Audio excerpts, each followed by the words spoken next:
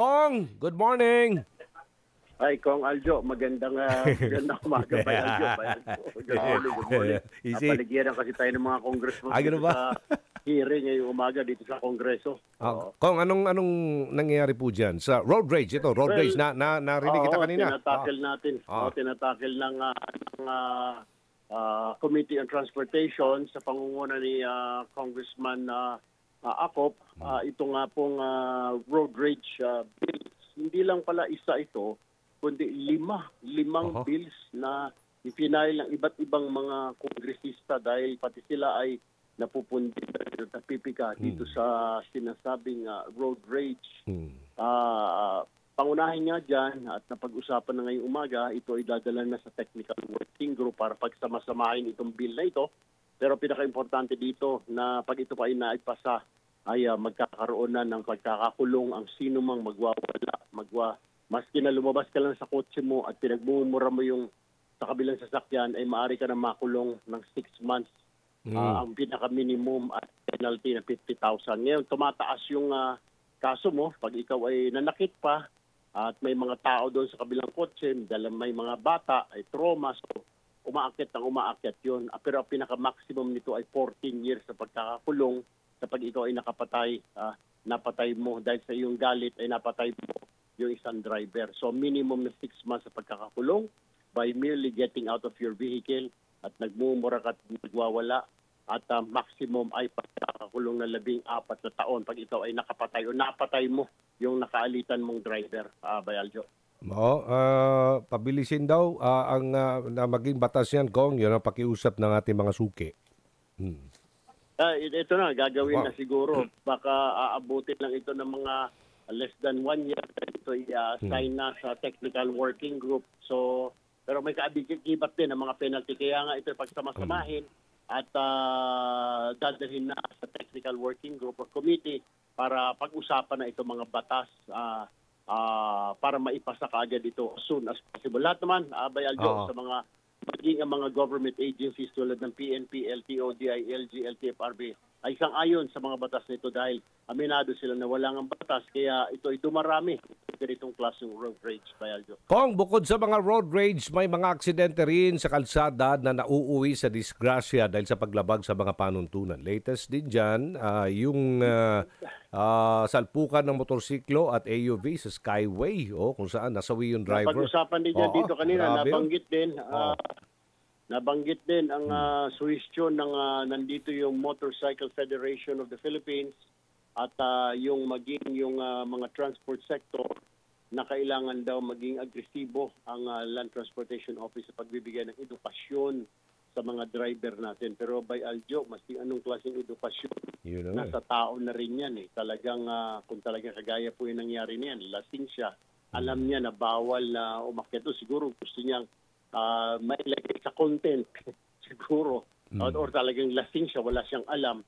I'm sure dumaan ito sa education, sa LTO, pero minsan by Aljo, yung edukasyon hindi sasapat. Kahit anong i-educate mo kung talagang barubal at balasubas at walang kinikilalang batas, wala kang magagawa. Kaya nga ang mas maganda kung talagang meron tayong batas na magpaparusa na thinking na tuwing hahawa ka ng banibela, pag ikaw ay nagwala, pag hindi ka sumunod sa mga batas, ikaw ay makukulong.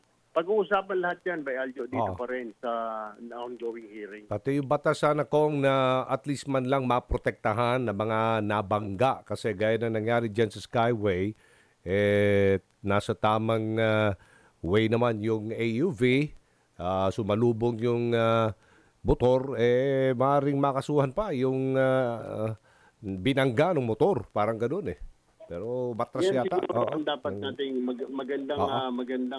magandang suwestyon yan by Aljo na siguro dapat silipin na hindi basta-basta. Pero kasi sa batas natin sa revised penal code yata yan na talagang pag ikaw ay nakapatay, whether ikaw ay inosente o hindi, ikaw ay dadalhin sa korte. Pero at the end of the day, i-dismiss din naman ng judge yung kaso rin kung talagang wala kang kinalaman dyan. Ikaw talaga ay kagaya nangyari, sinalpok at napatay mo. So magkakaroon na ng hearing. Pero tama ka, ay abala yan doon sa mga walang kinalaman. Hindi naman niya sinasadya at siya pa ay nakasuhan. So medyo nakakalungkot niya. Siguro maganda yan na magagawa tayo ng panukalan batas na alisin niya yung ganyan. No. Na kapag ikaw ang sinalpok at namatay yung sumalpok sa'yo, dapat ay hindi ka na makakasuhan. Kailangan siguro puting-tingin yan. Maraming salamat kay Aljo sa idea na yan. Oo, sinalpog ka na nga, nasiraan ka na ng sasakyan, makukulong ka pa. Okay, sige. Kong, ito muna tayo. Ito nangyari sa landslide sa Maco, Davao de Oro. Marami na kayo dyan sa Kongreso ang dismayado sa naging kapabayaan nga ng OCD. Kaya nangyari ang malagim na insidente doon. Isa ka ba sa mga dismayado? Ano ba dapat nang ginawa ng OCD dyan, Kong? Alam mo, naiwasan dapat maging ang DSWD ay nagsabi na naiwasan yung insidente na yun. Dahil meron namang warning, sinabi na no zone, geohazard yung lugar na yun, pero tinayuan pa rin na tinayuan ng bahay. So ang tanong natin sa LGU, bakit ka pumayag? Ganun din si Congressman Palma, sinasabi niya na, bakit pa Mayor pinayagan mo tumayo ng mga bahay doon?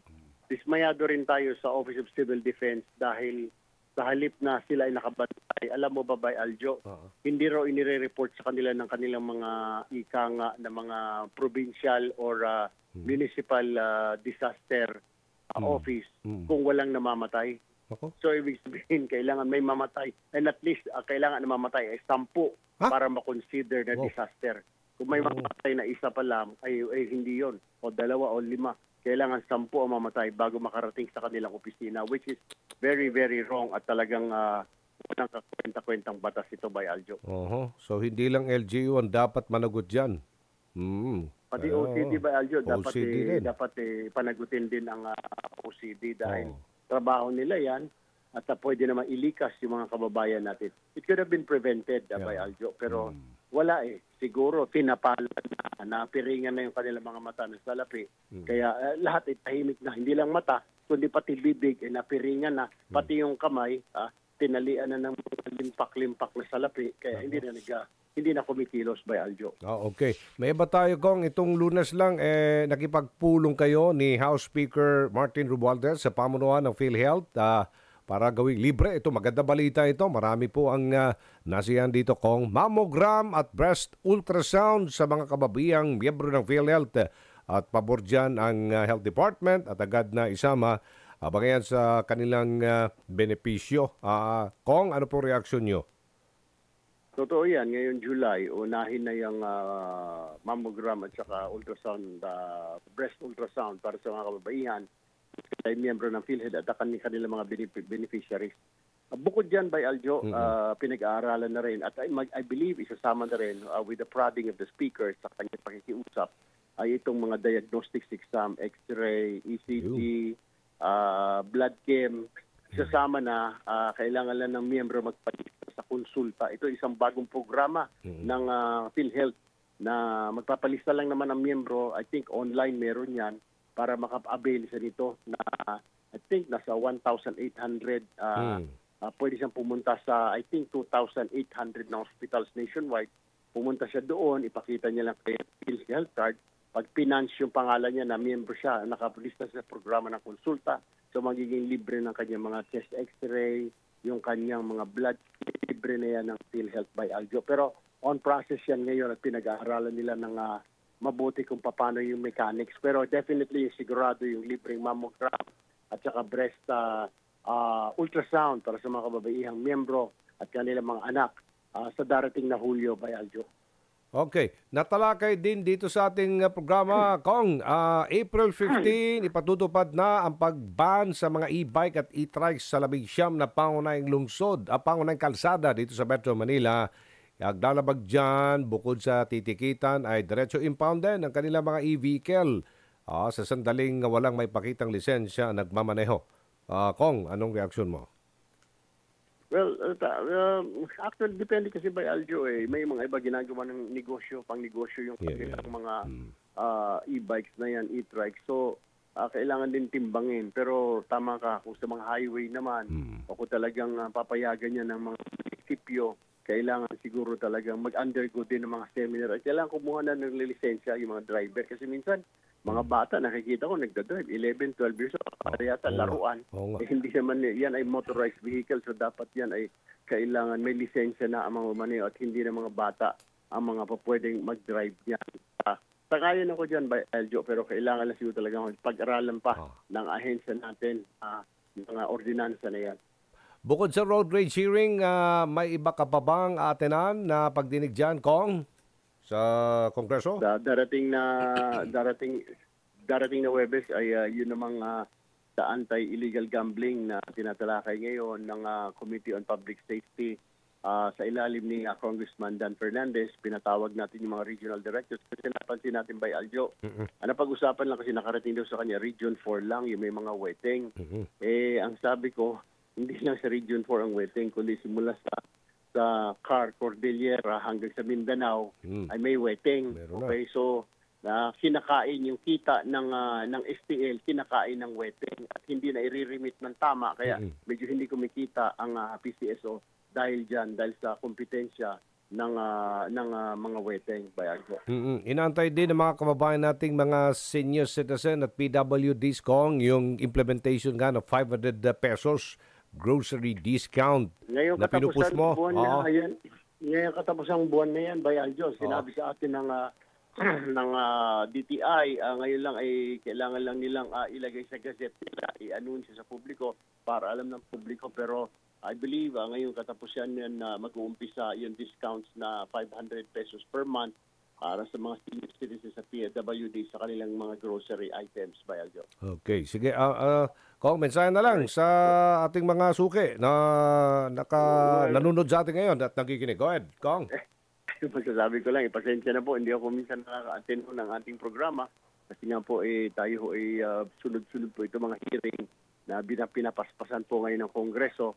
Para sa atin naman ho itong lahat, hindi lang naman ho para sa ilang, kundi para sa atin. Kagaya po yan, yung mga investigasyon, yung namatay sa landslide 98, kailangan naghahanap po ng hustisya yung mga pamilya.